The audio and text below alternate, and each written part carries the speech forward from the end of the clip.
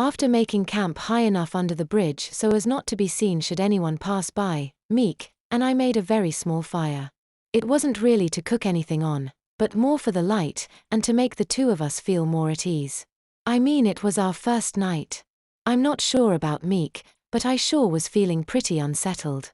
In time we both got comfortable and a conversation begun. Actually, I am not real sure how it begun, but somehow we ended up talking about the whole gay thing. So how old were you when you first had sex with another guy? I asked. Well, the first time I had consensual sex. Or sex of any kind, he asked. There's a difference. I asked. Sure there is. He snorted and put another small stick of wood on the fire, but I think I get what you are asking me. Though he didn't actually say so, I got the idea by the way he was avoiding looking at me that there was something very bad locked away inside his mind. I think that for a split second there it nearly escaped. However, I was quite sure that it is something that I didn't want to know about. Well, don't think of me as some inbreed bumpkin, he began, but it was when I was 11 going on 12 and it was with my cousin.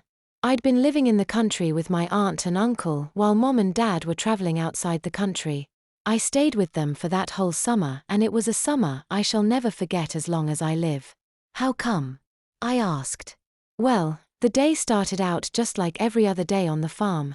We got up too early and while Uncle Bob and Cousin Andy milked and fed the cows, I was sent to shovel out the floor of the chicken coop again.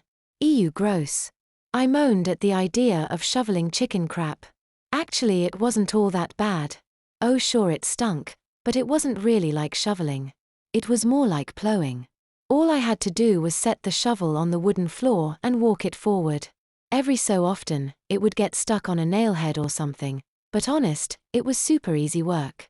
It just took a while as the coop was so big. Still sounds like a crappy job. I joked. Meek hit my leg with a small twig, which snapped when it struck my leg.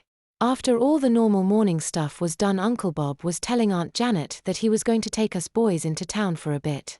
The sun was barely even up at this point, but after a couple weeks being on the farm, I'd since adjusted to their early mornings and early nights. Why'd he take you guys to town? I asked Meek. Oh, well, he needed to stop in the church to light a candle and then we had to get a part for the milking machine. Oh. I grunted and he continued.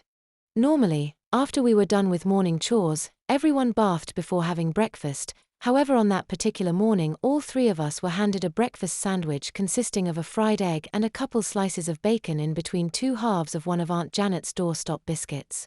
The sandwiches were wrapped in a paper napkin so our dirty hands wouldn't foul up our to-go breakfast. Doorstop biscuits? I asked. He chuckled. Well, they were dry as could be and heavy too. It took lots of milk or gravy to get one of them down, because they sucked the saliva right out of your mouth. Sounds tasty. I joked again. Well, they tasted fine, just dry and heavy. He added and then continued with his little story. You two smell like you have been wrestling in the pasture again, Uncle Bob had said while thrusting a paper coffee cup in my left hand. Coffee? I squeaked.